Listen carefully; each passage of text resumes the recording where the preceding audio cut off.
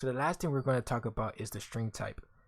A string is a sequence of characters, and we used it a little bit when we print out, but we place them within double quotes. So to specify a string, we just use, let's create a val and our variable, and we'll call this is string, and we're going to specify that it is a string, and we're going to make this equal to this prompt, hello, I am a string. And a string are immutable. Once you create a string, you cannot change its value or assign a new value to it.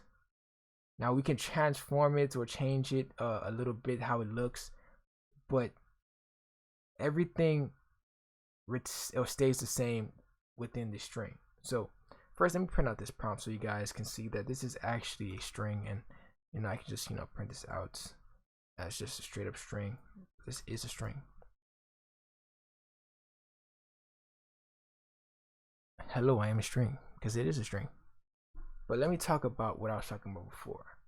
So like I said, it's immutable. That means that once I create a string, the value cannot change, or I can't assign it a new value. So if I were to use a built-in method that comes with a string, which is or uppercase or to uppercase, this will take the string and uppercase it. And if I were to print out the same string right after,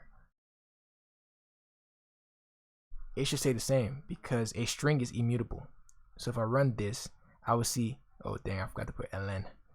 I always make that small mistake.